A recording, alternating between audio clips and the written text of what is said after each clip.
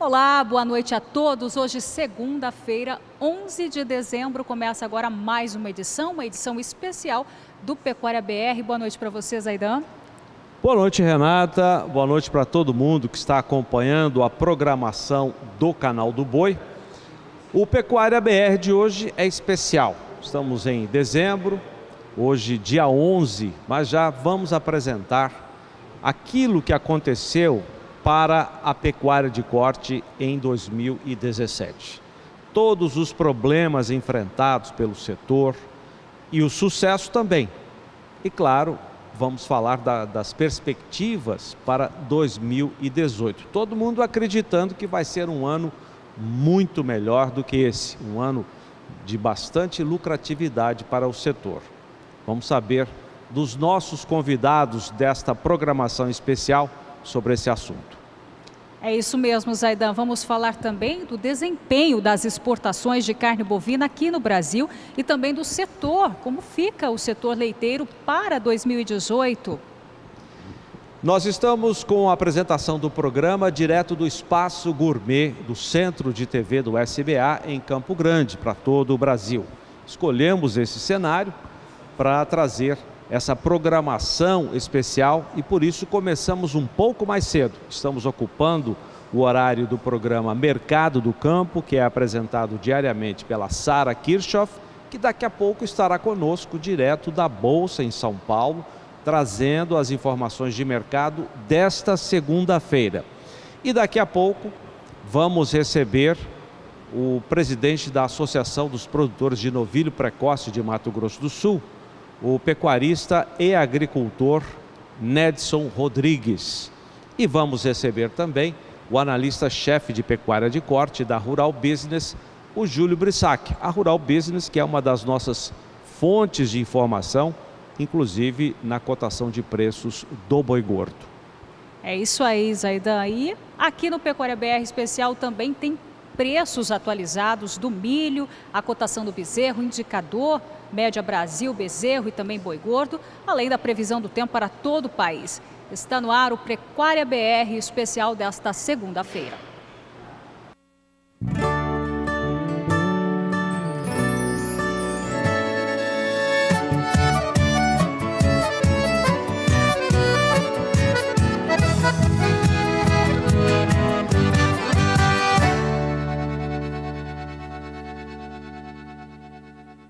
Bom, a gente começa o programa Pecuária BR Especial de hoje, fim de ano, fazendo um balanço do mercado do boi gordo agora, 2017. Quem elaborou essa reportagem foi o repórter Kleber Rabelo. Acompanhe. 2017 foi um ano muito difícil para a pecuária brasileira, marcado por uma série de escândalos e desacertos que trouxeram à tona uma das maiores crises que o segmento já enfrentou. Em janeiro, houve a volta da alíquota de 11% de ICMS sobre a carne vendida em São Paulo, o maior mercado do país. Mas foi no dia 17 de março que a Polícia Federal deflagrou a Operação Carne Fraca, que investiga denúncias de irregularidades e adulteração de produtos. De acordo com a Polícia Federal, fiscais do Ministério da Agricultura, Pecuária e Abastecimento estavam envolvidos em esquemas de liberação de licenças e fiscalização irregular de frigoríficos. A operação teve consequências para os mercados externo e financeiro. Muitos países deixaram de comprar nossas carnes. As ações das empresas agro caíram na bolsa. Para o pecuarista, a consequência foi a queda nos preços do boi gordo. Em março de 2016, o valor médio da arroba no Brasil chegou ao patamar de R$ 150, segundo a Rural Business. Depois de pouco mais de um ano, com a Operação Carne Fraca, a arroba caiu para R$ 128 no final de julho, também segundo a Rural Business. A credibilidade do Brasil como líder mundial na exportação de carne bovina ficaria ainda abalada momentaneamente quando os Estados Unidos suspenderam as importações de carne fresca, depois de resultados negativos sobre a qualidade do produto. Os americanos devem fechar 2017 sem reabrir esse mercado para o Brasil. Outro momento difícil, também em março de 2017, foi a decisão do Supremo Tribunal Federal, que considerou legal a cobrança da contribuição previdenciária rural, o FUNRural. o ano deve terminar sem a decisão da cobrança. Se o produtor vai ter que arcar com dívidas inexistentes até 2011, quando o Fundo Rural ainda não era cobrado por decisão da própria Justiça. Conversamos com pecuaristas de Mato Grosso do Sul sobre as dificuldades enfrentadas neste ano. Não foi um ano muito feliz para nós. Tivemos diversos episódios, você conhece, da carne fraca, tantas outras coisas que aconteceu conosco, e não só conosco. O país inteiro, este ano, ficou a dever. Nós estamos ainda acreditando que possamos melhorar. Que você sabe que quem comanda esse país é o agronegócio, é o agropecuarista. Então, foi um ano, vou te dar um exemplo. Em novembro, agora vendemos o boi a 135 arroba. Nós vendemos há um ano atrás, mesmo em novembro de 2016, a 145. E os nossos custos só aumentaram. Nós não tivemos, depois que você sobe, você não volta mais. É uma mola que vai e não volta, ela segura. O seu custo aumentou e a receita diminuiu. Não tem jeito de falar que a gente está satisfeito, né? A gente toca, vai levando, como te disse, esse é o setor que tem segurado esse país, mas precisamos um pouquinho mais de atenção dos nossos dirigentes, nossos políticos principalmente, que governam, que dirigem esse país. Estamos vivos, né? Porque 2017 aconteceu tudo com a pecuária, né? A agricultura também. Mas estamos vivos, né? E passou o maior problema, que era a arroba baixando. E agora 2018, qual que é a expectativa? Eu quero fazer mais, eu quero que essa arroba suba muito. E não sei, acho que a política que está atrapalhando tudo, né? Nós temos o Brasil é movido a esse agronegócio. E não adianta querer negar. Eu espero que seja maravilhoso, com muitas chuvas, porque agora eu virei caçadora de nuvem. Eu quero chuva. Pois é, expectativa então para 2018 é das melhores. São 5:50 no horário de Brasília. Para você que chegou agora, Pecuária BR especial hoje. Começamos mais cedo, estamos ocupando o horário do Mercado do Campo, apresentado pela Sara Kirchhoff, direto da Bolsa em São Paulo. Daqui a pouco ela participa conosco, trazendo as principais informações de mercado desta segunda-feira, 11 de dezembro. E com muito prazer eu quero apresentar os nossos convidados para esse especial do Pecuária BR, que traz uma retrospectiva do setor em 2017, e a gente quer saber também deles sobre as perspectivas para 2018. Vamos saber se eles estão otimistas quanto ao ano que vem, a recuperação da nossa economia e sucesso para a nossa pecuária. Vamos saber deles já, começando a apresentação do pecuarista e agricultor Nedson Rodrigues, está aqui comigo. Ele é presidente da Associação dos Produtores de Novilho Precoce de Mato Grosso do Sul, a Novilho Precoce MS.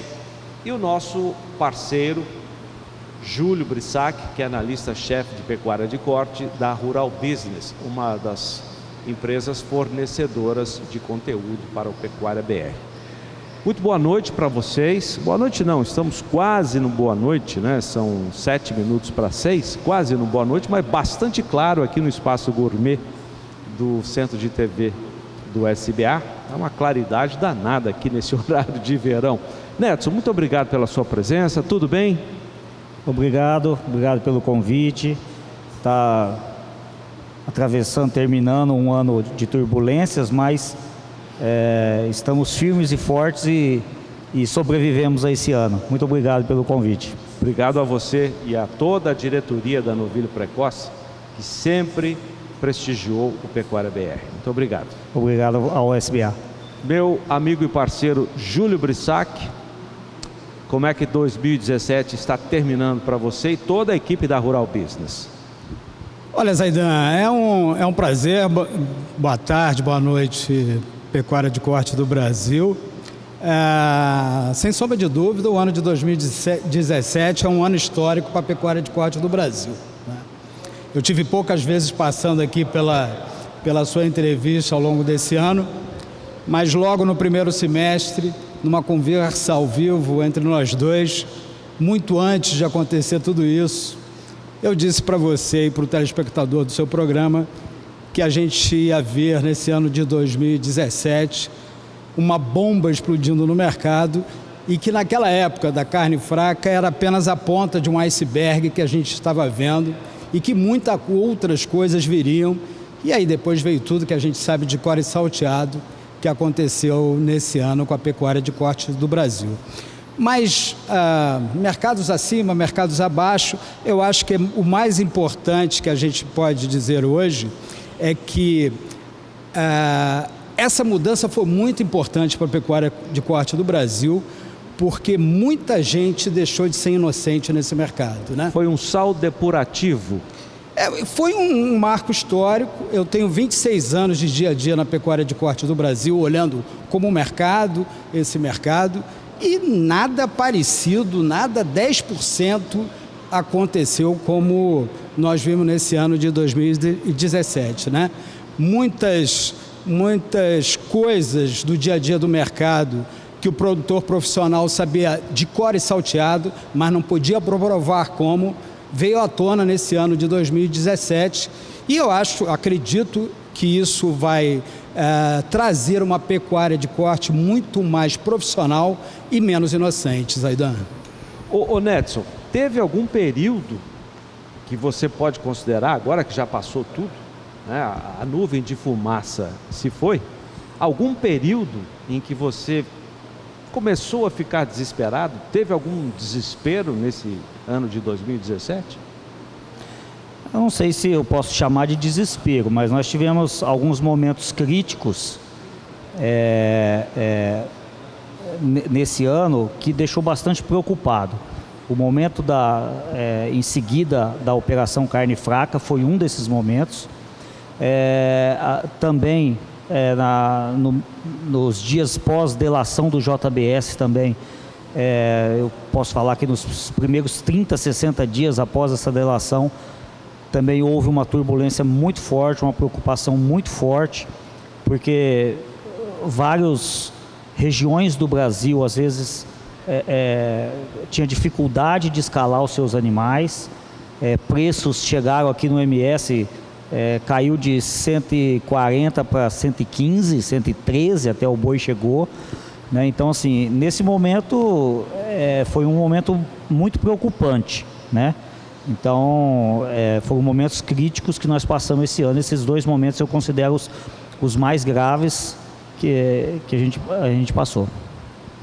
Júlio, a gente sempre falou aqui, o que você disse na sua abertura, de que no começo do ano você já fazia um alerta sobre a JBS, que é a maior indústria que nós temos aqui, das dificuldades financeiras da companhia, e você, nesses alertas, falava sobre as dificuldades de a indústria se manter de cabeça erguida em 2017. Isso antes de qualquer operação. De repente, veio esse turbilhão de informações, essa delação que o próprio Nedson está dizendo. Com base em que você tinha aquelas informações que, lógico, você não citou detalhes, mas, de uma maneira geral, acabaram vindo a público do conhecimento de todo mundo? Bom, primeiro, por dever de profissional, eu sou obrigado a ler certas coisas que o mercado pecuário não lê no seu dia a dia. Uma dessas coisas são os balanços financeiros das companhias, né? Por obrigação, nós como geradores, provedores de informação estratégica para o negócio, precisamos fazer essa leitura. E eu acho que isso é um dado muito importante, até para o produtor menor desse negócio, né? Ele entender que, assim, apesar de muita gente achar, nossa, eu não entendo nada de balanço financeiro, a gente pode, como profissional, traduzir muito disso e mostrar a verdadeira saúde, ou pelo menos o que os números desses balanços mostram, quanto à questão da saúde financeira dessas companhias. Você lembrou bem, nós passamos nessa entrevista falando que a tal da alavancagem da JBS, a conta não batia, né? Só para a gente trazer para um português claro, a alavancagem de uma companhia é a capacidade que ela tem de honrar as suas despesas, né? E depois de todas as despesas que ela tem. E isso a gente conseguiu mostrar que os números estavam cada vez piores. O envolvimento da companhia em várias operações da Polícia Federal mostravam que aquilo tudo vinha à tona em algum momento muito rápido, né? E foi isso que a gente conseguiu mostrar, tanto em números como nos acontecimentos periféricos, o que estava acontecendo de fato no chão da JBS. Pois é, nós estamos apenas começando esse programa especial Pecuária BR de hoje, desta segunda-feira, 11 de dezembro.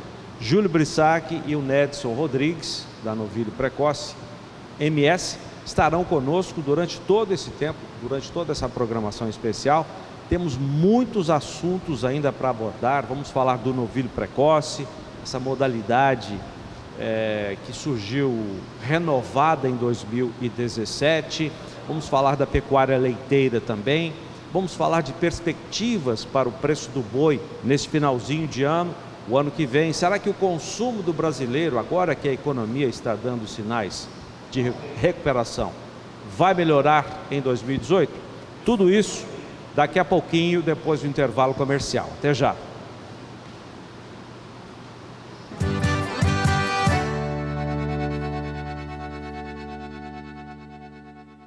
Pecuária BR de volta, Pecuária BR especial nesta segunda-feira, 11 de dezembro. Estamos falando sobre o mercado do boi gordo em 2017 e também as perspectivas para 2018. E agora vamos falar sobre um assunto importante para o produtor rural, que é o cadastro do CAR, Cadastro Ambiental Rural, que termina no dia 31 de dezembro. O assunto de hoje do quadro O Gestor e Você.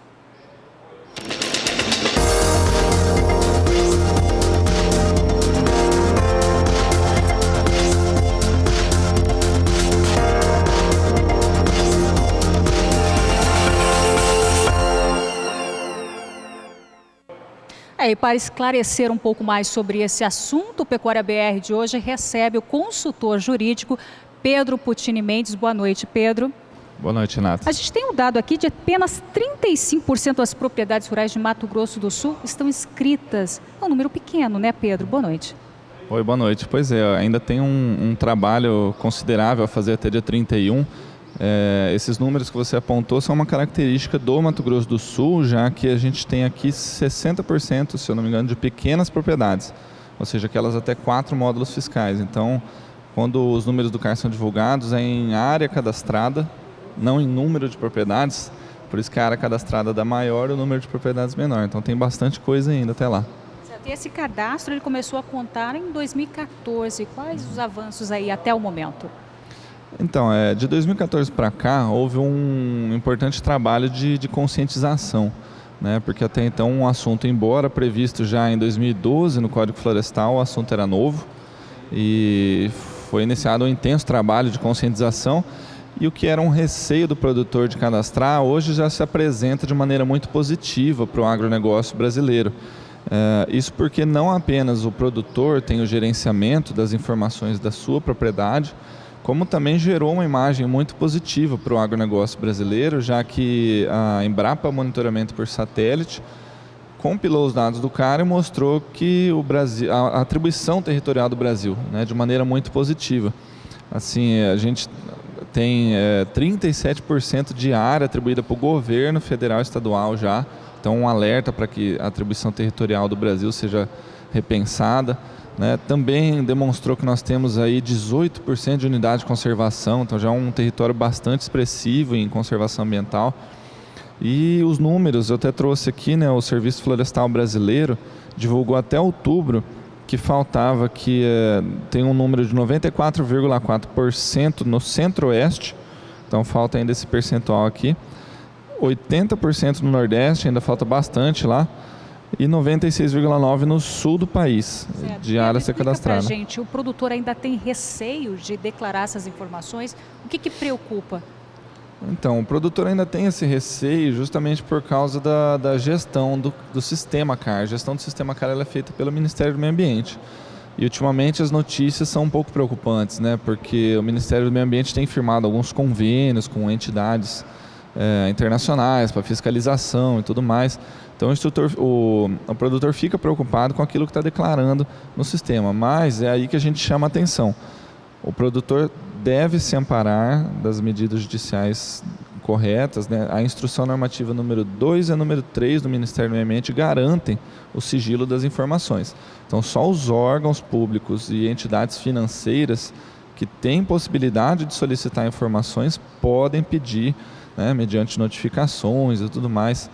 E a lei de acesso à informação também garante esse sigilo. Então o produtor tem que saber disso, ao mesmo tempo que ele tem que saber que declarar é importante para ele e para o Brasil também, né? Caso ele não declare, o que pode acontecer? A gente tem trazido todas essas consequências em diversas áreas do direito, né, que podem impactar aí na falta de cadastro. Na parte ambiental, o produtor pode acabar ficando sem as outorgas, sem os licenciamentos e tudo mais, além de multas que podem chegar até R$1 milhão, né, segundo o decreto número 6514. Na parte tributária, o ITR ele é abatido tirando reserva e APP, e essas são demonstradas no CAR. A lei de crimes ambientais, né, é possível interpretar algumas coisas da lei de crimes ambientais se o produtor não fizer o CAR. E o crédito bancário, né, o crédito bancário vai ser bloqueado após o prazo do CAR, né, para aqueles produtores que não tiverem feito. Então, são muitas as consequências, né, para deixar de inscrever, né, porque agora o momento é só de inscrever, né? Então, as retificações, as correções no sistema serão feitas nesse momento que a gente chama de pós-CAR, né, esse momento que a gente criou até uma nomenclatura para isso. Então, caso acabe aí o prazo 31 de dezembro, o que acontece depois? Qual que é o outro passo para o produtor? É importante lembrar isso para o produtor que não é o fim do CAR, né? Não é o fim do prazo que vai poder impedir de fazer o cadastro. Mas o fim do prazo significa que as consequências vão poder vir, né? Mas é possível que faça o cadastro depois. Com o cadastro dentro do prazo, há uma garantia de regularidade, mesmo que as informações estejam erradas, se estiverem escrito, né, há regularidade. Então isso é importante. E cuidado com o que for declarar, né? Cuidado com o que for declarar, porque esse momento pós-CAR é onde vai ser analisado tudo, né? A reserva legal, a APP, a área de uso restrito. Então esses são os cuidados que tem que ter depois do CAR, hein? A CNA, recentemente, ela solicitou aí ao Ministério uma prorrogação da data do CAR. É válido isso, Pedro? Então, a gente até deixa de comentar esse ponto de que cabe a prorrogação de mais um ano, justamente para não gerar essa, né, falsa expectativa. Mas pela lei cabe, porque fizeram uma alteração no Código Florestal. Ele era 1 ano, prorroga mais 1. Está no Código desde 2012, mas em 2014 o Ministério do Meio Ambiente falou, está valendo. Então, 1 ano, 2015, prorroga mais 1, 2016. Chegou em 2016, fizeram uma alteração no texto do Código Florestal. 3 anos, prorroga mais 1. Então, 2015, 16, 17, pode caber mais 1. Aí a CNA já pediu, algumas outras entidades também andaram pedindo prorrogação por conta dessa falta de cadastro nas áreas, que imagino que essas regiões podem ter menos acesso à informação, menos acesso à internet. Então eu imagino que deve ser um cuidado especial com essas regiões que ainda não conseguiram, né, fazer o cadastro. Tá certo, Pedro. Obrigada pelas informações e obrigada pela presença aqui no Pecuária Imagina, BR. conta com a gente. Bom, agora vamos de previsão do tempo para todo o país com Juliana Rezende. Agroclima, oferecimento Biomatrix, sinal verde para alta qualidade em grão e silagem de milho. O setor da pecuária segue bastante otimista em relação ao crescimento dos pastos, porque as últimas chuvas na maior parte do Brasil acabaram se tornando cada vez mais abrangentes e ganharam também bastante intensidade. Com isso, teve chuvas com alto volume de água que conseguiram aumentar os índices de umidade do solo de forma bastante significativa. Agora, os maiores índices de disponibilidade hídrica do solo, Espírito Santo e grande parte também do centro-norte do Brasil. Esquerda, 1, 2, testando. Nessas regiões, os índices de umidade do solo superam 90%, já alcançando índices de encharcamento do solo. Nas áreas mais centrais do Brasil, como no Mato Grosso do Sul, São Paulo, Paraná, até o estado de Santa Catarina, a umidade do solo fica em torno de 70% a 80%. Apenas no Rio Grande do Sul é que os índices de umidade do solo vêm diminuindo ao longo das últimas semanas. Então, do oeste ao sul gaúcho, a umidade do solo agora já alcança em torno de 50%. Só que ainda não é considerado índices em relação a prejudicar o crescimento dos pastos. Então, de maneira geral, todas as regiões do Brasil vêm conseguindo manter os pastos com bom ritmo de crescimento e bom potencial produtivo. Agora, nos próximos 5 dias, vai ter previsão de tempo mais seco nas áreas mais ao sul do Brasil. Aqui nas áreas mais claras do mapa, como no Mato Grosso do Sul, região sul até o interior paulista, tem previsão de tempo seco. Uma massa de ar mais seco passa a atuar, garantindo dias ensolarados e sem pancadas de chuva. As instabilidades seguem persistentes aqui no centro-norte do Brasil e principalmente o estado do Tocantins é que deve receber os maiores volumes de água, onde os acumulados podem superar 100 milímetros em apenas 5 dias. Durante o segundo período, a partir do dia 16, entre o dia 17 e 21 de dezembro, tem previsão de chuva abrangente agora para todo o Brasil. Então, novas áreas de instabilidades começam a avançar pelo Brasil e aí vão causar pancadas de chuva por todas as regiões. Então, essa chuva agora ela não vai ficar mais localizada no centro-norte do Brasil. Vai ter previsão de chuva em todos os estados, só que não vai ser uma chuva tão volumosa. Vai ser uma chuva que vai ser bem distribuída na maior parte do país. Os maiores volumes de água ficam concentrados aqui na região norte, alcançando até o Mato Grosso, Tocantins, o estado de Goiás também. De maneira geral, o volume de chuva fica bastante significativo, tendo potencial ainda para aumentar a disponibilidade hídrica do solo. Durante a terceira semana, entre os dias 22 até o dia 26 de dezembro, as chuvas voltam a ganhar intensidade nas áreas do centro-sul do Brasil e ganham força principalmente aqui na região sul, no oeste do Rio Grande do Sul, faixa leste do Paraná e grande parte também do leste paulista até o sul mineiro, onde o volume de chuva fica em torno de 30 até 50 milímetros. Nas demais áreas do Brasil também segue chovendo, só que de maneira um pouco mais pontual. Então, no decorrer das próximas semanas, as instabilidades começam a se tornar cada vez mais abrangentes na maior parte do Brasil e as áreas de pastagens seguem se tornando cada vez mais beneficiadas, porque com essas chuvas cada vez mais abrangentes, a umidade do solo segue bastante elevada, garantindo bom crescimento para os pastos. Obrigada, Juliana Rezende, com a previsão do tempo para todo o país. Bom, a gente vai para um breve intervalo comercial e na volta vamos falar sobre o setor leiteiro aqui no país. Nós já voltamos. Nós voltamos com o Pecuária BR Especial, falando sobre a pecuária de corte e de leite em 2017 aqui no Brasil. 2017 foi um ano das piores crises para o setor leiteiro do país. O preço caiu, pago ao produtor, seguidas vezes. Agora, no mês de novembro, houve uma certa estabilidade nos preços, de acordo com o CPEA, que é o Centro de Pesquisas da Exalc Universidade de São Paulo.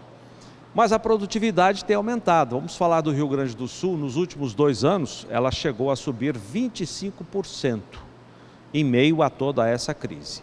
Confira na reportagem. O ano de 2017 está praticamente no fim e o setor leiteiro viveu altos e baixos. Uma gangorra presente não só no preço, mas também no número de animais e no volume de produção. A crise econômica e a falta de interesse das futuras gerações influenciaram muitos agricultores a desistir da atividade. Aquele agricultor que não está conseguindo dar conta dessa tecnologia, aquele agricultor que não está conseguindo dar conta dessa escala produtiva, esse produtor está saindo do meio rural. Então, esse esvaziamento do meio rural é uma questão preocupante dentro desse cenário, né? Um estudo feito pela Emater mostra que o número de produtores que vendem para a indústria reduziu 22,6%, caindo de 84 mil para 65 mil produtores. O rebanho também teve redução de 9,5%, ficando em 1 milhão de cabeças. Mas, em contrapartida, quem decidiu ficar na atividade foi capaz de produzir mais. Investiu em genética e na aprimoração das técnicas de manejo e higiene. Tudo que é atividade tem seus altos e baixos, né? A gente tem que tentar reduzir custos quando o preço dá uma baixada e saber administrar bem a propriedade, né? Então, a cada temporada, como se diz, a cada semestre é uma expectativa, né? Essa profissionalização fez a produção gaúcha saltar de 142 litros por produtor dia em 2015 para 178 litros neste ano. Outra evolução é o aumento da produtividade média por vaca, que passou de 11,7 litros para 12,6. E o que está acontecendo?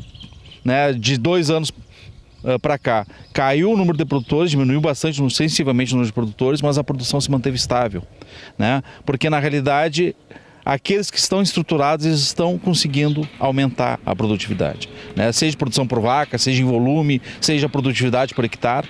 No Brasil, a queda da produção foi motivada pela crise interna e pelo alto custo dos insumos.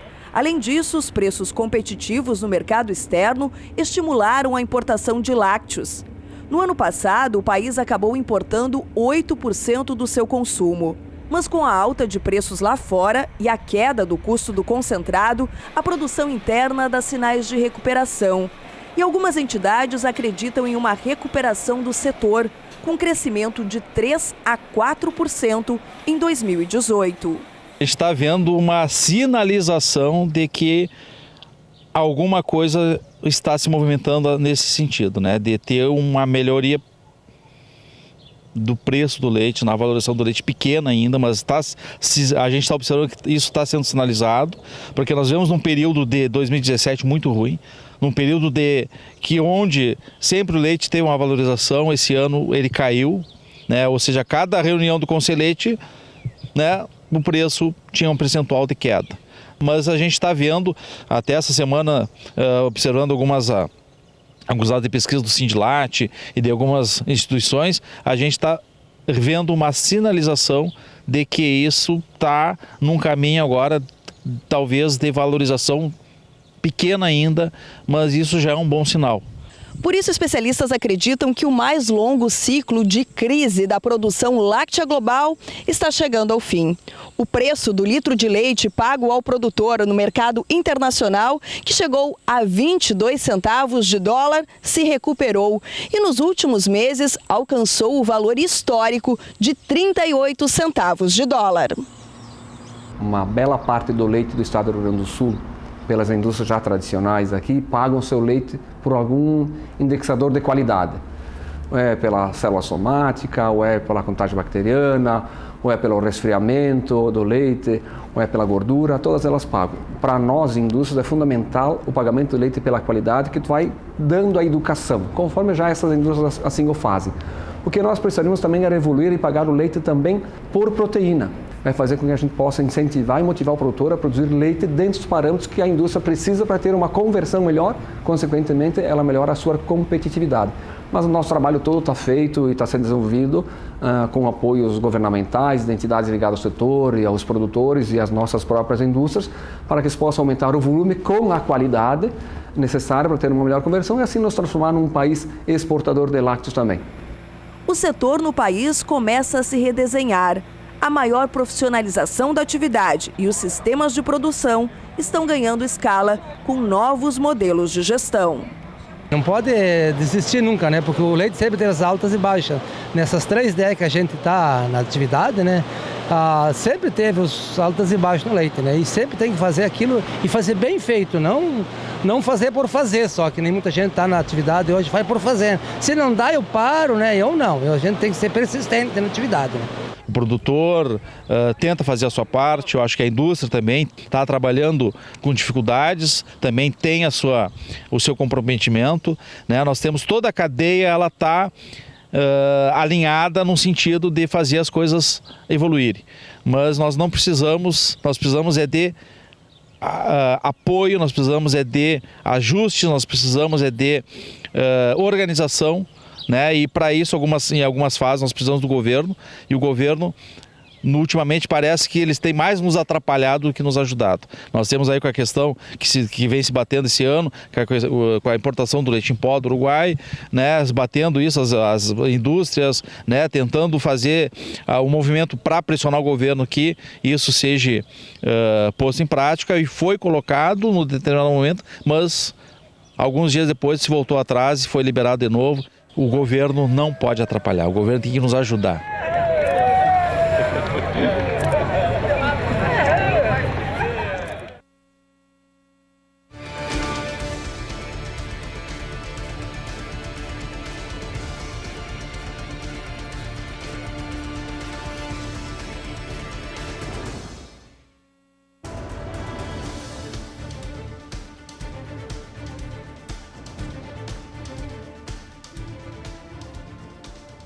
Pouquinho, nossos convidados aqui do Pecuária BR Especial, segunda-feira, 11 de dezembro, falando sobre mercado do boi gordo, pecuária de corte, pecuária de leite, vão dar as suas avaliações em relação ao setor leiteiro do Brasil, mas antes vamos falar sobre Censo Agropecuário 2017, que começou agora em outubro e segue até fevereiro de 2018, e Adriano Edival tem um recado para você, produtor.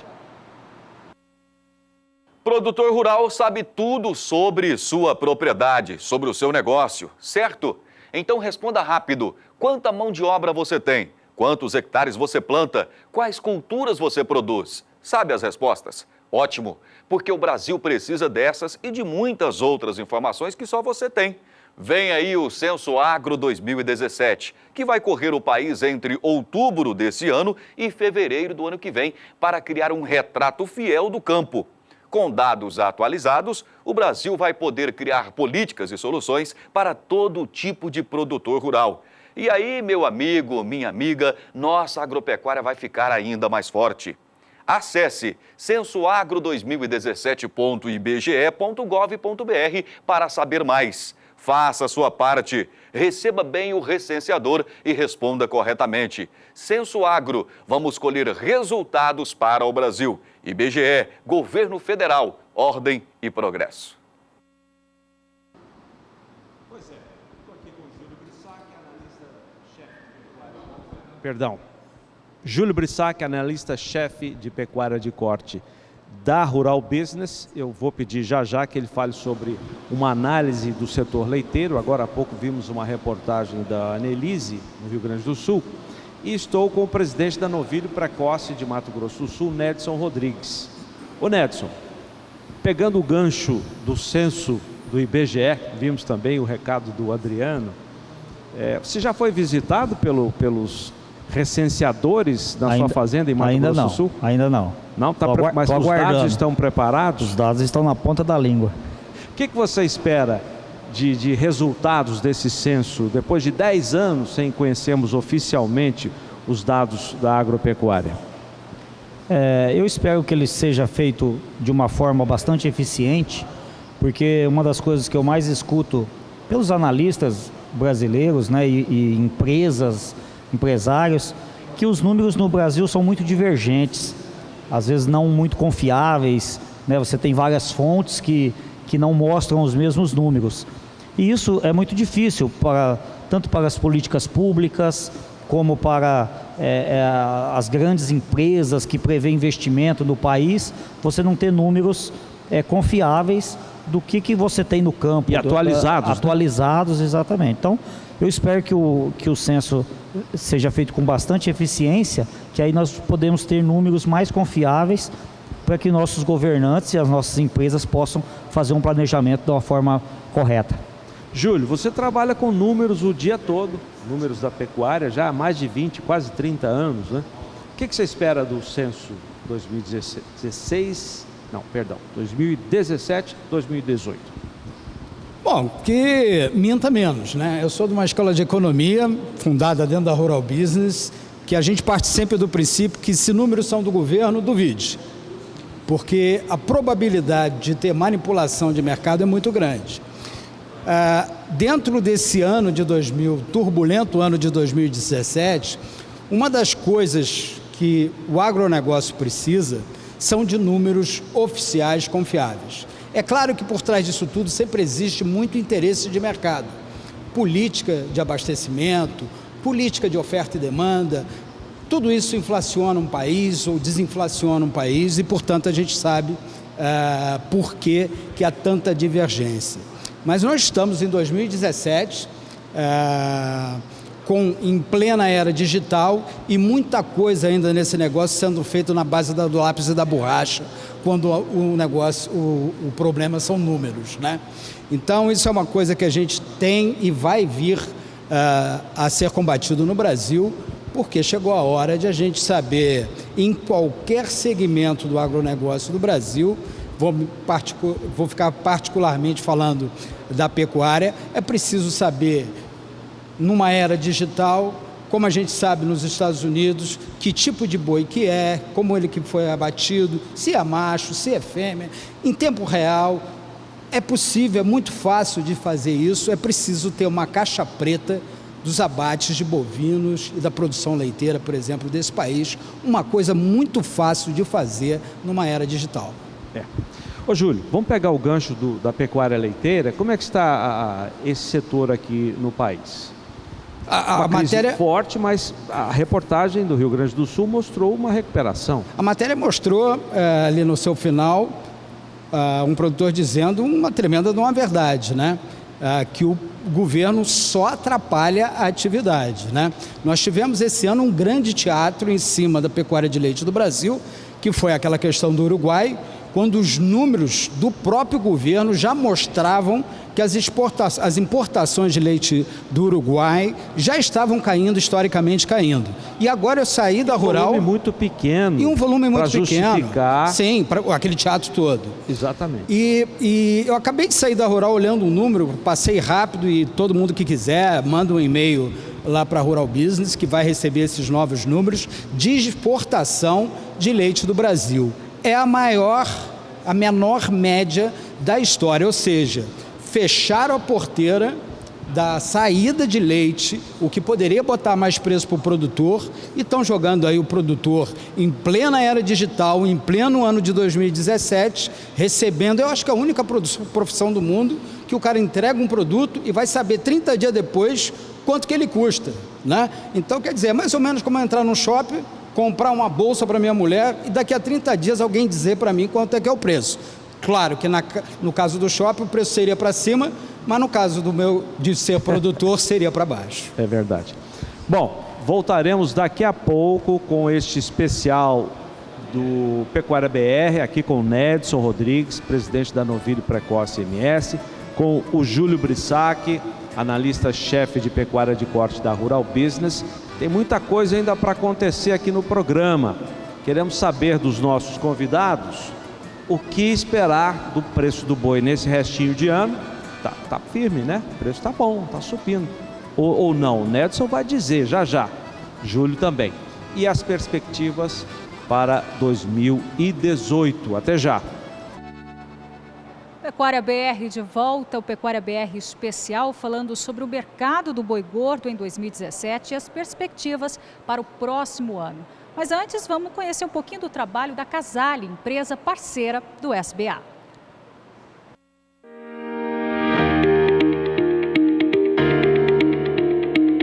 Com a missão de liderar em soluções inovadoras para uma pecuária sustentável. Desde 1964, trabalhamos diariamente buscando entender os desafios da pecuária e propor soluções com foco na produtividade e lucratividade do setor. Em 1984, estimulados pela Embrapa, caminhamos ao encontro do progresso da pecuária intensiva no Brasil. Com o início dos confinamentos no país, surgiu a necessidade de mecanização do trato. E, para ajudá-los a fazer a diferença, lançamos a primeira linha de misturadora de ração total da América Latina.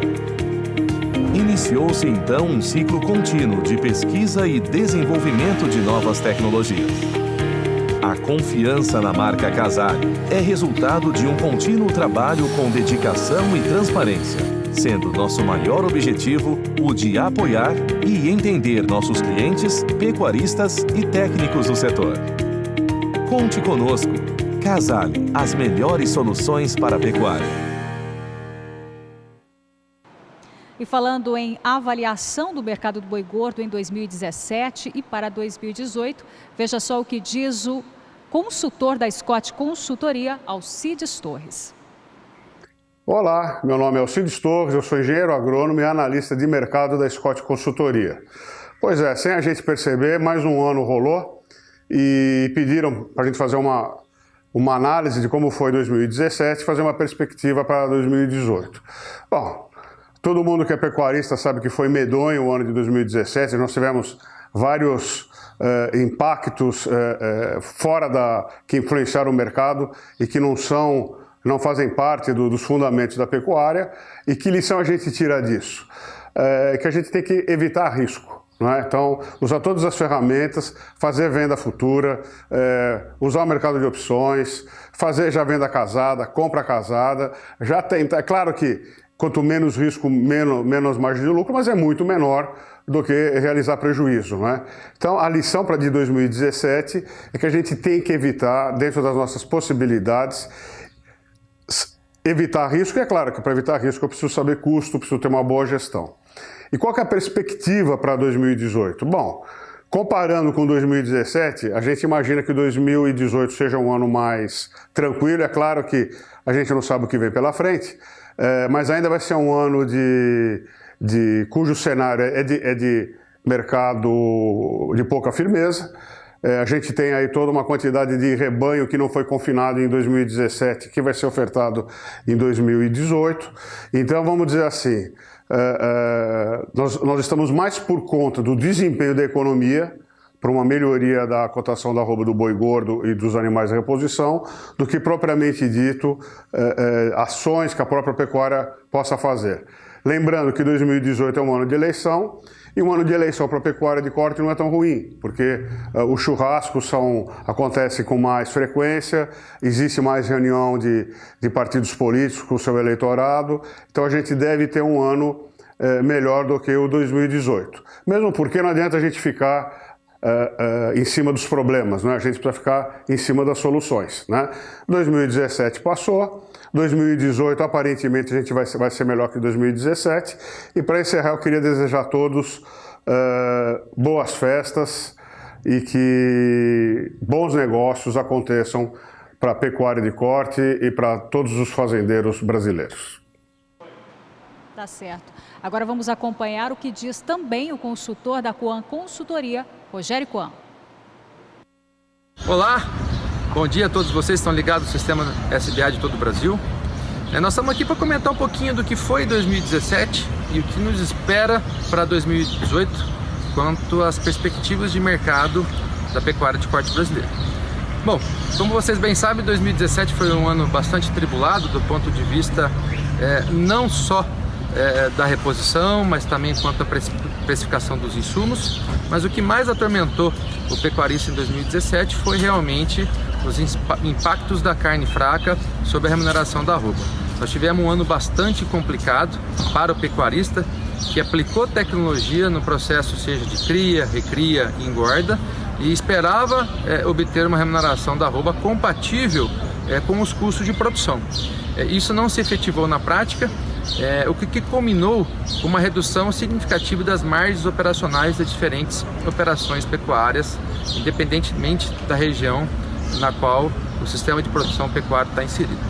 Para 2018, a gente visualiza um ano não muito complicado quanto à remuneração da arroba, mas a gente espera uma remuneração da arroba um pouquinho melhor posicionada do que foi 2017, mas, por outro lado, é um ano que tende a ter uma reposição um pouco mais dificultosa e provavelmente uma precificação dos insumos em patamares um pouco mais elevados, o que vai exigir do pecuarista um exercício maior na hora de viabilizar a aplicação de tecnologia e, dentre elas, também o confinamento. Obrigado ao Alcides Torres, da Scott Consultoria, e ao Rogério Coan, da Coan Consultoria. E eu volto com os nossos convidados especiais, o Nedson Rodrigues, que é presidente da Novilho Precoce de Mato Grosso do Sul, associação que tinha uma cota de abates com a JBS, mas depois das delações, eles interromperam. Eu queria que o Nedson explicasse isso para a gente, por que isso aconteceu, e saber dele como pecuarista, para quem que ele está entregando a sua boiada, né? Agora com a JBS pagando só a prazo. Júlio Brissac, analista-chefe de pecuária de corte da Rural Business. Júlio, estamos no finalzinho de 2017. Para onde vai o preço do boi até o final de dezembro? Bom, a gente costuma cobrar muito caro por esse tipo de informação, mas eu vou te dar algumas coisas importantes. Primeiro que ninguém tem bola de cristal, mas é importante a gente pontuar algumas coisas que eu acabei ouvindo aqui, que são muito importantes. Primeiro, essa questão de que o preço da arroba foi tumultuado pela operação carne fraca. Na época, nós fomos entrevistados aqui no momento que ela aconteceu, e eu disse para você que a operação carne fraca só tinha um problema: ela teve o nome errado. Porque, na verdade, o que aquela operação investigava era os corruptos e corruptores de carne fraca do Brasil. Esse foi uma pontuação errada no nome dado. Porque se a gente for avaliar o que está acontecendo com uma praxe de mercado, quer dizer, se as exportações vão bem, a arroba vai bem, se as exportações vão mal, a arroba vai mal, eu tenho a dizer a todos aqueles que ainda cultivam esse tipo de coisa, que nós vamos fechar, nós não, os frigoríficos exportadores vão fechar o ano de 2017 com um volume maior de exportação do que 2016, com faturamento em dólar e em real acima de 2016. Portanto, é uma conversa fiada esse tipo de papo. Então, esse é um grande teatro que houve em cima do produtor de carne do Brasil, manipulando e com muita gente tentando esconder corruptos e corruptores, trazendo para a pecuária de corte um problema que não está acontecendo, e os números vão mostrar que ele não está acontecendo, né? A outra coisa, vou responder a sua pergunta, nós estamos nesse ano de 2017 também com situações de diminuição de estoques bovinos no Brasil. Esse mercado e qualquer outro mercado agrícola e pecuário é oferta e demanda. Se você tem oferta em demasia, você não tem preço. Se você tem oferta menor, você tem preço. E nós vamos fechar o ano de 2017 com claros sinais que está se abatendo muita vaca novamente, né? Se a gente pegar históricos de estados como Mato Grosso e Mato Grosso do Sul, nós estamos chegando novamente à média, nesse ano de 2017, de 48%, 49% de abate de vacas. Isso é uma resposta do chão da pecuária de corte do Brasil aos baixos preços da arroba. E só para lembrar, se a gente quiser corrigir um rebanho... Isso é para fazer caixa? Está vendo esse aumento? Buscar preço lá na frente, porque a conta literalmente não fecha. Então, assim, só para lembrar, você para ter um rebanho corrigindo rapidamente a sua deficiência, é preciso ter abates aí na linha de 30%. Então, nós estamos muito longe... 30% de fêmeas? De abate de vacas. Então, a gente está muito longe desse cenário e, claro, tudo isso está acontecendo porque a gente tem preços ruins na arroba. Só para fechar a conversa, desde o começo do ano, não lembro se conversei com você ou não, mas nós alertamos a todos os assinantes da Rural Business que o Brasil iria confinar esse ano abaixo da linha de 3 milhões de cabeça. Eu não sei se eu conversei isso com você. Agora já está se dizendo em todos os ventos, depois de todos os ralis que diziam que iam ter 4, 5 milhões de cabeça, que estamos abaixo da linha de 3 milhões e bem abaixo. Então, assim, isso é fruto de quê? De preços ruins na arroba. ou a indústria frigorífica do Brasil começa a colocar mais preço no boi, ou vai continuar vendo menos gado nos pastos, nos campos de pecuária de corte do Brasil. Nedson Rodrigues, novilho precoce de Mato Grosso do Sul, é uma associação modelo, nós sempre falamos isso aqui no programa, fizemos sempre questão de elogiar o trabalho de vocês, que é um trabalho de uma organização exemplar. Vocês são hoje 300, 400 associados, eu não sei se o número é esse. 320. Né? 320. E tinha uma cota de abate com uma indústria frigorífica, no caso a JBS, que até pagava um pouquinho a mais, acima do preço da arroba em Mato Grosso do Sul.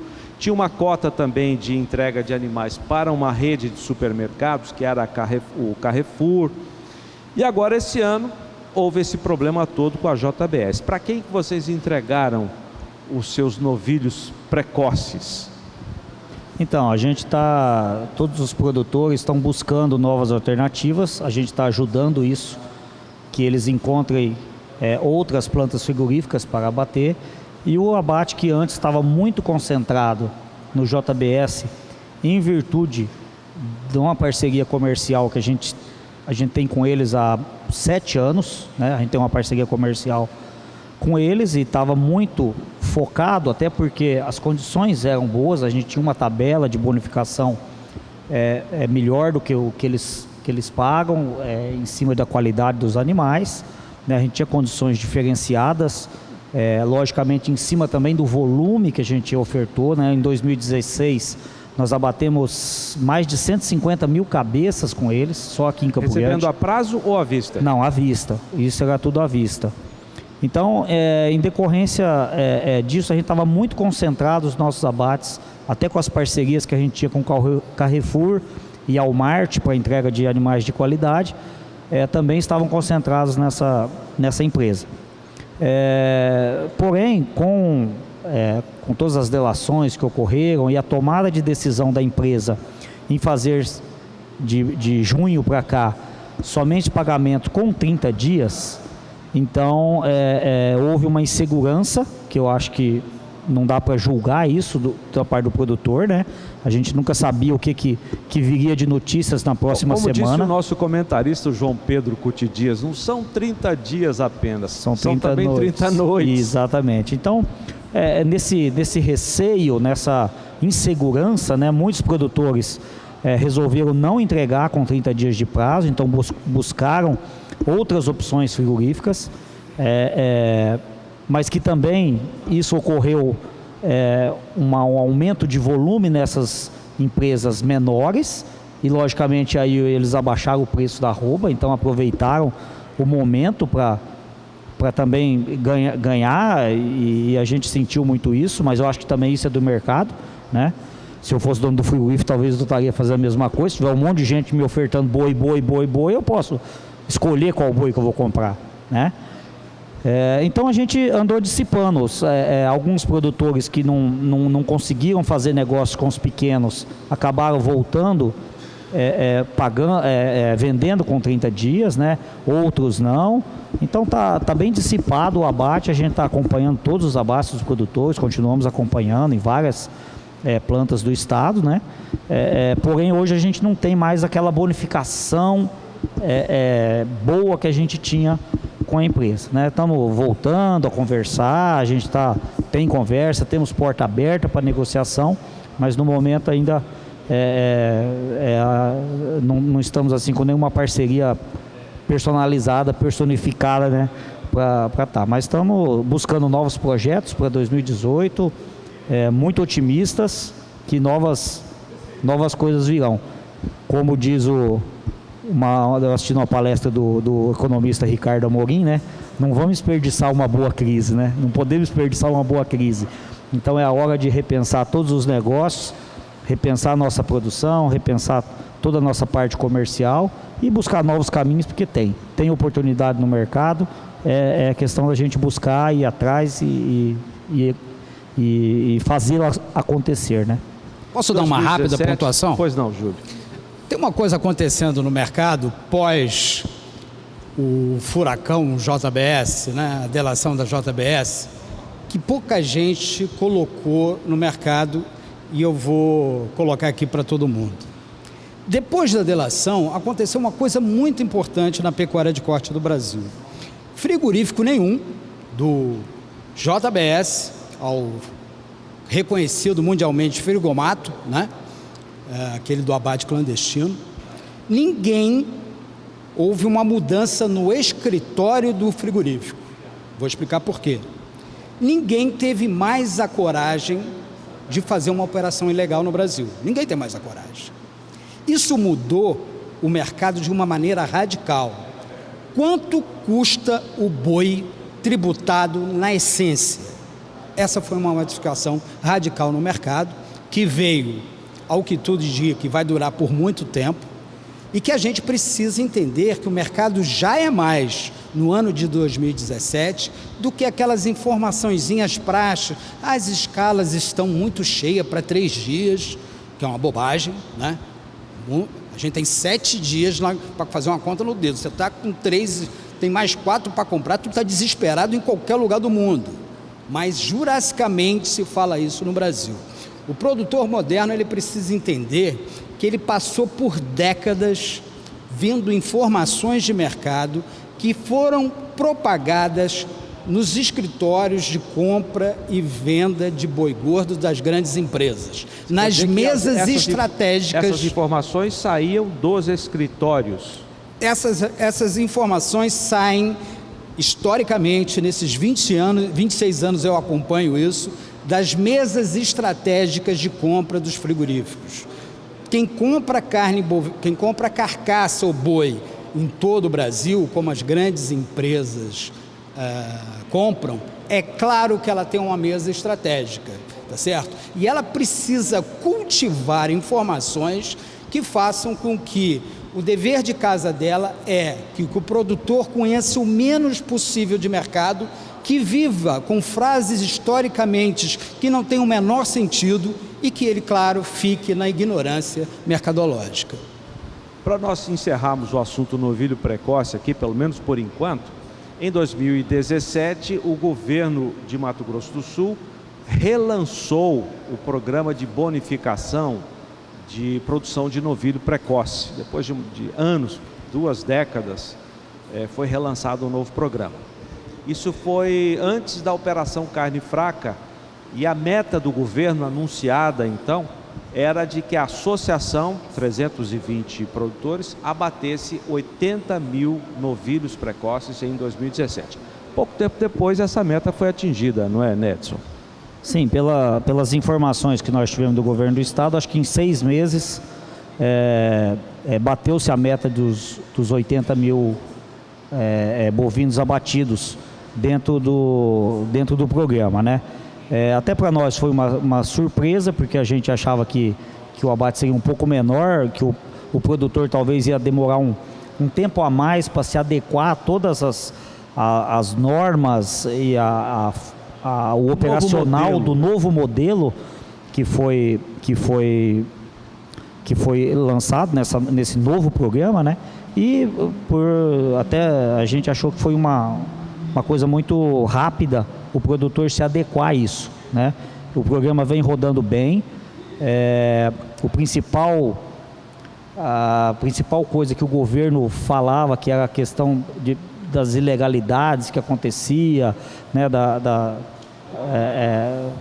Das coisas ilícitas que acontecia. As denúncias apontavam o seguinte: qualquer animal de 5 anos, de 6 anos, chegava na indústria frigorífica, era abatido como novilho precoce. Isso que a gente ouvia, isso é o que a gente ouvia, né? E isso hoje, com esse novo programa, ele atingiu esse objetivo, porque hoje a gente não acredita que há nenhuma classificação diferente, ilícita. A gente acompanha, né, aí quase 10 mil cabeças de abate mês pela associação, e os nossos técnicos estão sempre dentro das indústrias, e ele está vendo que realmente tem uma legalidade, uma forma correta de se fazer. Então nisso o programa atingiu o seu objetivo, que isso realmente não está acontecendo. O que para nós produtores que somos honestos e queremos que as coisas funcionem corretamente, não só no nosso setor, mas no Brasil todo, né, a gente fica satisfeito que isso esteja ocorrendo. E o programa atingiu outro objetivo que antes era só uma bonificação em cima de uma carcaça de qualidade, né? E hoje não, o programa aborda outras coisas dentro da porteira, como a preservação do meio ambiente, se você faz integração lavoura-pecuária, se você participa de algum tipo de associativismo ou cooperativismo, isso vai somando pontos para que você, como é um programa de incentivo, para que incentive não só você fazer uma carcaça boa, mas sim também como é o seu sistema de produção. Porque o mundo hoje, quer queira, quer não, cada dia mais vai querer saber a origem dos produtos. Pode ser que no Brasil esse assunto ainda não é muito relevante junto ao consumidor, mas a gente sabe que isso é uma tendência, em outros lugares do mundo já é uma coisa maior, e a gente sabe que isso não adianta fugir, que isso vai chegar um dia. Então, se vai chegar, a gente já começa. Eu acho que o governo acertou, a gente participou também da elaboração desse novo programa junto ao governo do estado, né, junto a outras entidades também do setor, FamaSul, Crisul. Ajudamos a construir esse programa e eu acho que ele está indo muito bem, acima até da minha expectativa. Bom, ainda não falamos de perspectivas para a pecuária de corte em 2018. Já, Nedson Rodrigues e Júlio Brissac abordam esse assunto. Renata. E dando sequência ao Pecuária BR especial de hoje, vamos saber do mercado financeiro. Vamos direto à Bolsa de São Paulo com a Sara Kirchhoff, que traz para a gente o fechamento da moeda americana logo nesse início de semana. Boa noite para você, Sara. Boa noite, Renata. Boa noite a todos que estão nos assistindo. O dólar comercial hoje começou o dia em queda frente ao real, depois da antecipação da votação da reforma da Previdência, que seria 18 e 19 de dezembro, teria sido antecipada para o dia 14 de dezembro, e isso fez com que o mercado reagisse positivamente e o dólar estivesse em queda frente ao real. Mas no decorrer do dia, o presidente da Câmara, Rodrigo Maia, disse que seria muito difícil votar a reforma nesta semana, no dia 14, e isso fez com que o dólar voltasse a subir frente ao real e também acompanhando o movimento da moeda norte-americana fora do cenário nacional, fora do nosso cenário brasileiro, que hoje a moeda também teve valorização frente a outras moedas ao redor do globo, então acabou fazendo com que o dólar comercial subisse no dia de hoje, com uma leve queda de 0,06% frente ao real. O dólar comercial termina segunda-feira aos R$ 3,29 mais 80. Do dólar já vamos para o mercado do milho. O milho hoje teve alta no mercado físico e queda no mercado futuro. Eu vou começar destacando o mercado físico. O valor da saca de 60 quilos, que na sexta-feira vinha em R$ 31,58, hoje passou para R$ 31,66. Uma alta de 0,25% no dia e de 3,50% no acumulado do mês. 13,5% é a alta do milho no acumulado do mês de dezembro no indicador CPE, o Centro de Estudos Avançados em Economia Aplicada.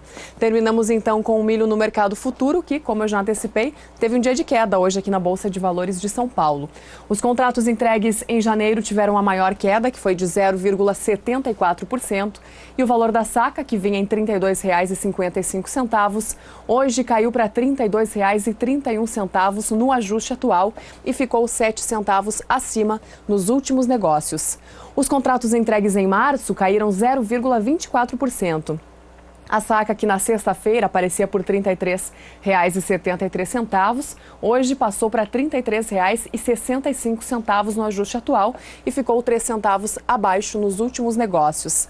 Já os contratos entregues em maio do ano que vem tiveram uma queda de 0,12%, com o valor da saca passando de R$ 33,04 para R$ 33,00 no ajuste atual, ficando 15 centavos acima nos últimos negócios. Por último, os contratos entregues em setembro, com a mesma queda do contrato de maio, de 0,12%, passando de R$ 32,26 a saca para R$ 32,22 no ajuste atual, ficando 3 centavos acima nos últimos negócios. Esse foi o fechamento do dólar e do milho para essa segunda-feira, primeiro dia da semana. E daqui a pouquinho eu volto com mais informações de mercado. Renata, é com você. Tá certo, Sara. Obrigada pelas informações. Direto de São Paulo, agora a cotação do milho em todo o país.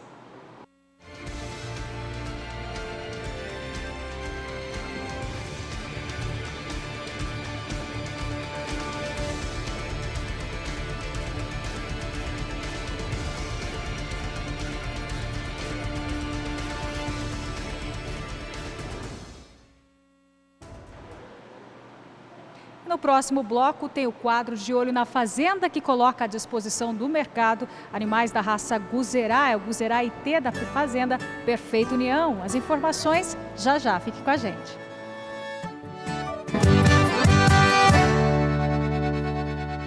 Sete horas e 2 minutos no horário de Brasília. Nós falamos ao vivo do Espaço Gourmet do Centro de TV do SBA em Campo Grande. Hoje, programa Pecuária BR especial, fazendo uma retrospectiva de 2017 e já perspectivas para 2018.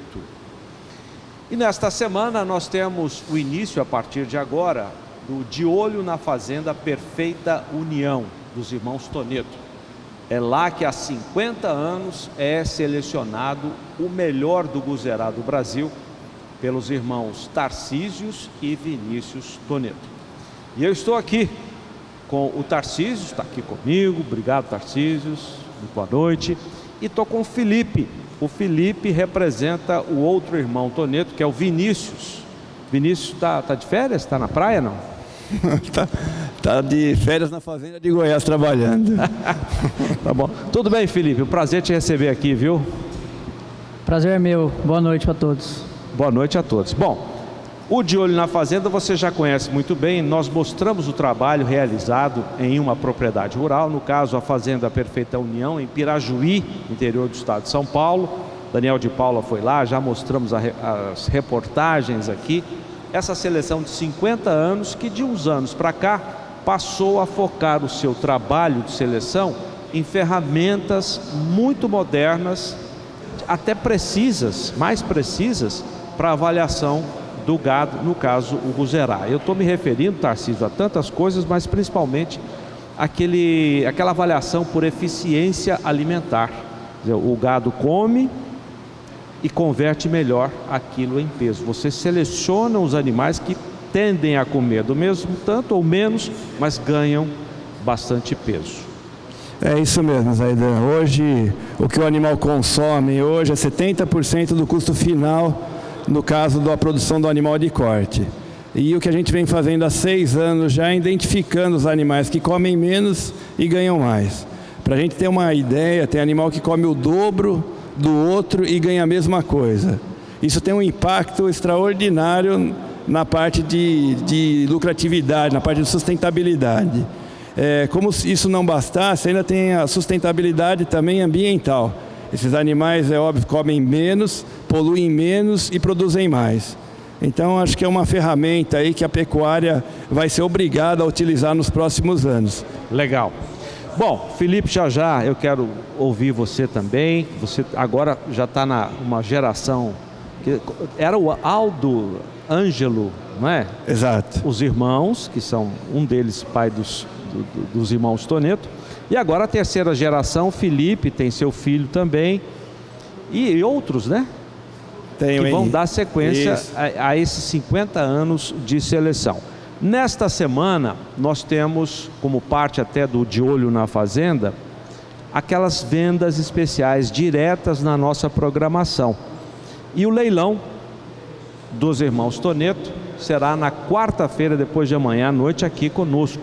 Você fica à vontade para mostrar os lotes, viu, Tarcísios e Felipe também. Tá certo. Na verdade, né, Zaidan, às vezes pode ser que nem tenha o leilão, né? Se a gente confirmar as vendas até terça-feira, né? Às vezes provavelmente não vai ter o leilão. Então você que está assistindo, uma oportunidade aí de acompanhar e adquirir esses animais a preço fixo, né? Os animais vão ser comercializados em 14 parcelas, 2 mais 2 mais 10, e são... nós temos algumas rotas... Já tem preço definido? Já tem preço. Os machos são 600 de parcela e as fêmeas 400. Os touros, R$600 em 14? Isso, R$600 em 14 parcelas, 2 mais 2 mais 10. E as fêmeas? E as fêmeas R$400, 2 mais 2 mais 10, na mesma condição. Ok, quer dizer que se elas forem, se esse gado for vendido antes, até quarta-feira, não tem o leilão na quarta. Espero que não. E esse leilão, você já fez quantos em 2017, Tarcísio? Nós fizemos 2 leilões em 2017. 2 leilões. Um em abril e outro em agosto. foram um sucesso muito grande de venda. Público e de venda. Foi uma grande surpresa, porque os leilões foram inclusive durante a carne fraca, depois também foi durante a prisão dos irmãos Batista, e para surpresa nossa, a liquidez foi total e nós tivemos uma valorização muito boa na média dos touros e também na média das fêmeas. Legal. Felipe, sua mensagem, você participando pela primeira vez aqui do Pecuária BR, eu espero que você venha outras tantas vezes aqui conosco.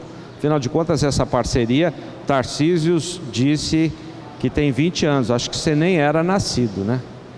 Já era nascido já, eu já tenho 28 já. Eu gosto mais de ficar no meio do gado, mais em cima do cavalo, mexendo com boi. Mas tem que falar, né? Tem que aparecer também e mostrar aqui o trabalho. Então, por favor, dê a sua mensagem para o público que a partir de hoje já acompanha o De Olho na Fazenda Perfeita União. Os lotes vão estar à mostra, né? Espero que todo mundo olhe bastante, analise bem, e o nosso trabalho é 50 anos de seleção e tem muita qualidade aí a oferecer. Muito obrigado, Felipe Toneto. Tarcísio, obrigado, espero te ver amanhã também, até quarta-feira estaremos juntos aqui. Eu que agradeço, Zaidan, mais uma vez, e nós também, a mesa também, pode ligar no canal do Boi para pedir mais informações e também pode ligar nos nossos celulares, né? Que na próxima participação nós já vamos colocar para tirar as dúvidas. Existem rotas para entrega desse gado, de que o frete é free.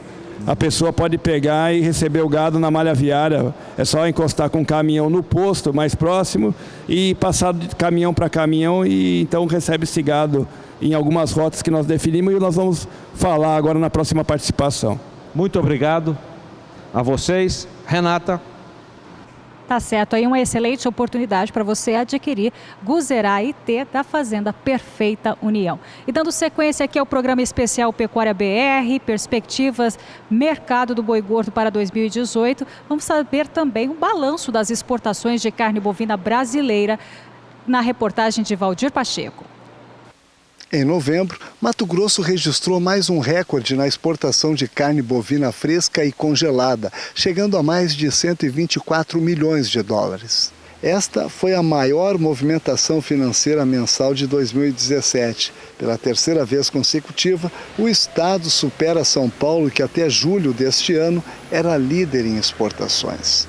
As exportações de carne bovina mato-grossense cresceram 20% este ano.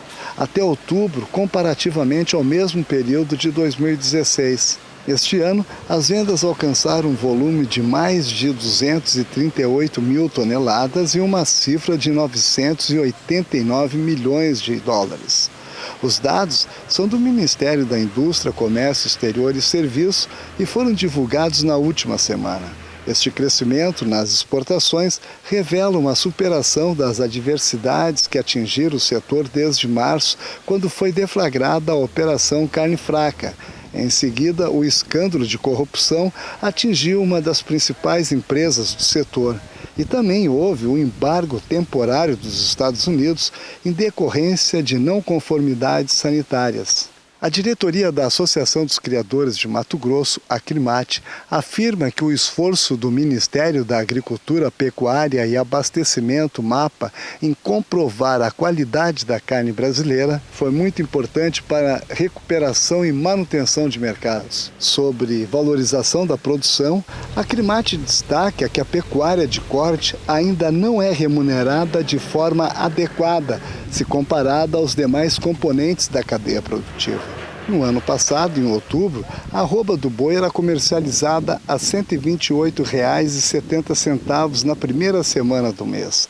Este ano, a arroba do boi, à vista no mesmo período, chegou a R$ 129,00. Segundo dados do Instituto Mato Grossense de Economia Agropecuária, IMEA. Mesmo com todo esse aumento nas exportações, o valor pago ao produtor está menor. Isso mostra que há distorções no mercado, afirma a Acrimate. Valdir Pacheco, para o SBA. 7h12 no horário de Brasília. Está bem claro aqui, nós estamos no espaço gourmet do Centro de TV do SBA em Campo Grande. Aqui na capital sul-mato-grossense são 6 horas e 12 minutos. Está bastante claro, vocês podem ver. E aqui o recinto, né, iluminado praticamente com a luz do exterior, aqui, a luz do sol. Mas em Brasília é 7 horas e 12 minutos e nós vamos pegar o gancho das exportações brasileiras de carne bovina neste especial sobre a pecuária de corte em 2017. Os nossos convidados, para você que chegou agora, ilustres convidados, Nedson Rodrigues, presidente da Associação dos Produtores de Novilho Precoce de Mato Grosso do Sul, e o analista, chefe de pecuária de corte da Rural Business, Júlio Brissac. Júlio, vamos pegar esse gancho das exportações. Você não defende, pelas suas colocações sempre aqui no programa, que as exportações brasileiras de carne bovina são uma ferramenta para segurar preço, manter preço firme até em alta. Por quê? Bom, na verdade, assim, é claro que dentro de uma janela de negócios que existe dentro de um produto chamado carne bovina, a exportação faz parte dela. Mas é sempre bom a gente ponderar o tamanho dele, é que assim, dentro daquele conceito que a gente sempre conversou, que o que se circula de informação no mercado pecuário é 99,9% informação defendendo os interesses dos exportadores, a gente acaba esquecendo do gigante de consumo que é o Brasil. Eu conversava agora nos bastidores e estava mostrando algumas coisas importantes aqui com o Nélio.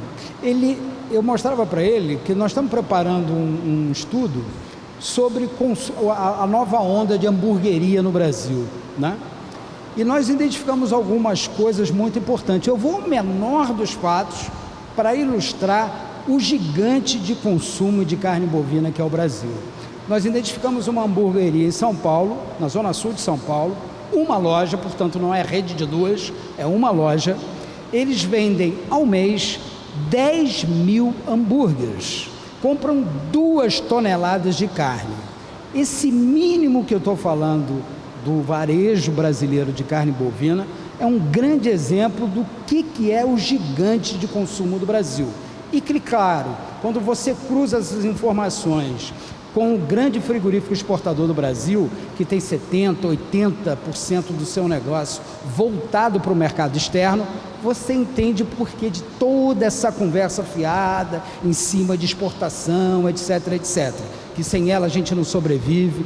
O gigante chama-se Brasil e o produtor brasileiro precisa entender definitivamente isso. Mas quando acontece,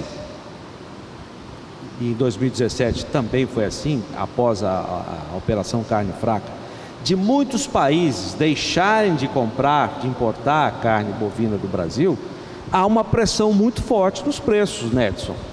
Isso também é uma lenda rural, né? Mais uma lenda rural. Vou explicar por quê. Mas o preço vem abaixo. Na prática, ele, ainda que seja temporariamente, como aconteceu... Uma bobagem histórica também. Mas o preço vem abaixo. Uma bobagem histórica. Vou explicar por quê. O mercado internacional de carne bovina, ele é pontuado mês a mês de problemas de embargos pontuais a unidades frigoríficas do mundo inteiro. Nós fizemos um levantamento no mercado internacional de quais são as unidades frigoríficas do mundo que mais recebem embargos pontuais de unidades. A Austrália tem números maiores do que o Brasil. E, pasmem, os Estados Unidos têm mais que a Austrália e mais do Brasil. O que a gente precisa entender... Os embargos são maiores na Austrália e nos Estados Unidos do que no Brasil.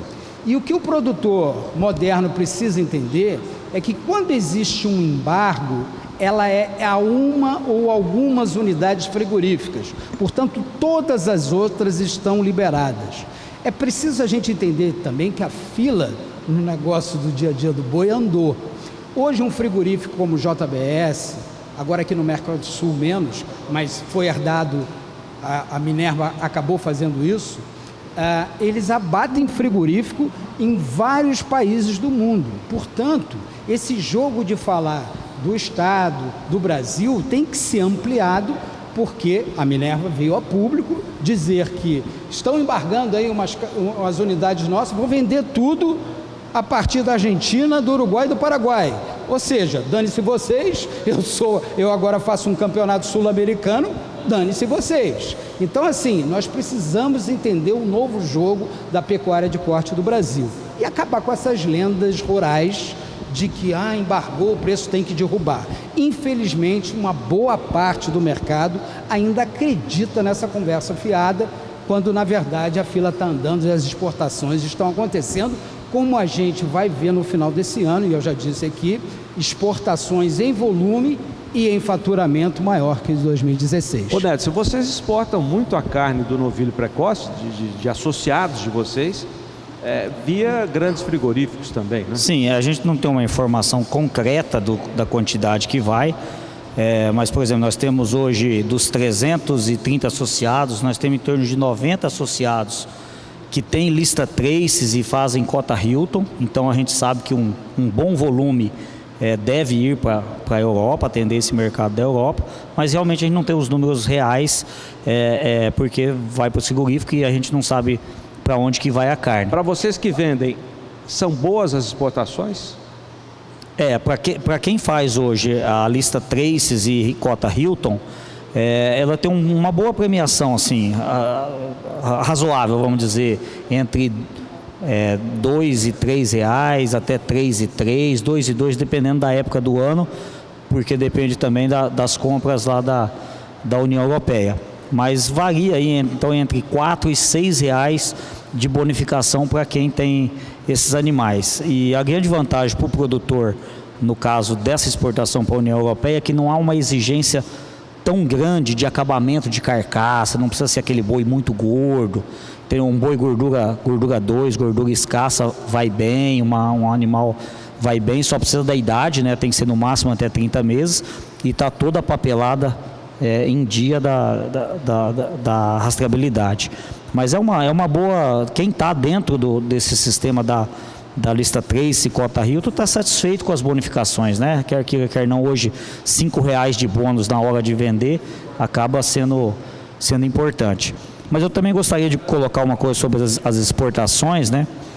Que eu concordo com o Júlio, que eu acho que o grande mercado é o nacional, que representa talvez 80%, né, Júlio, do consumo da nossa produção.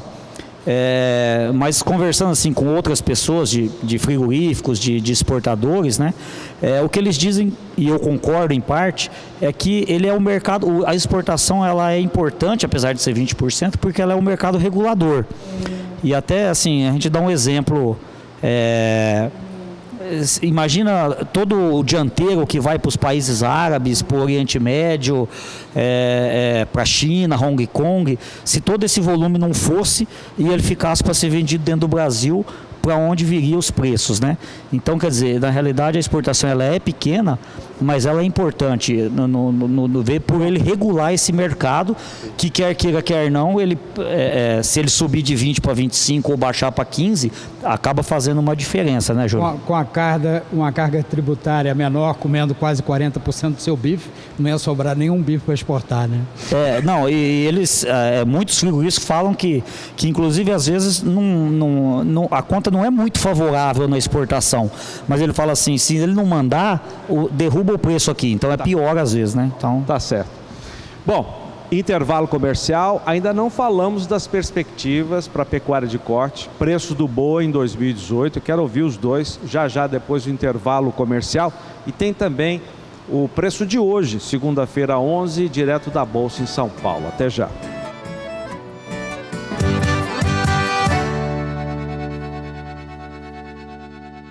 Pecuária BR de hoje é especial, estamos falando sobre o mercado do boi gordo em 2017 e as perspectivas para 2018.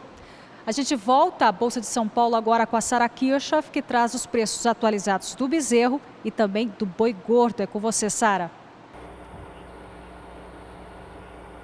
É isso mesmo. Boa noite mais uma vez, Renata. Boa noite a todos.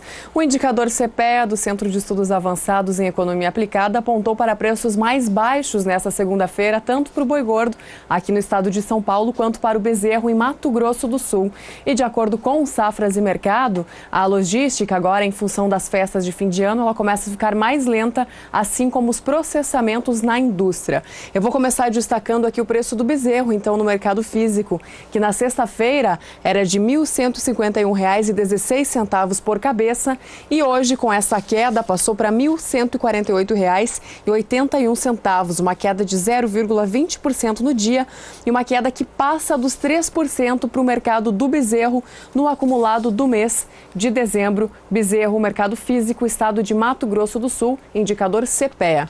Do bezerro passamos então para o boi gordo, que, como eu falei, teve uma queda hoje no estado de São Paulo. Em algumas outras regiões a gente sabe que o comportamento do preço da arroba foi diferente, mas aqui em São Paulo teve queda. Na sexta-feira o valor da arroba vinha em R$ 144,90. Hoje passou para R$ 144,40, uma queda de 0,35% no dia, mas no acumulado do mês de dezembro, boi gordo segue em alta no mercado físico, uma alta que agora passou para 0,10%.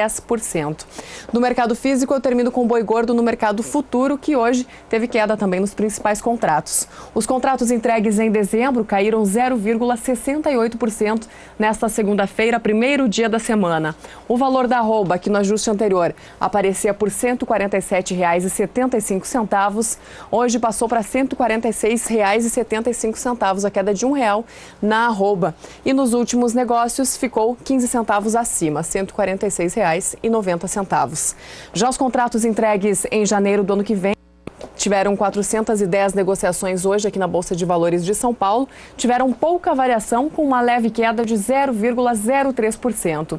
E o valor da arroba com isso passou para R$ 148,50 no ajuste atual e ficou 5 centavos abaixo nos últimos negócios.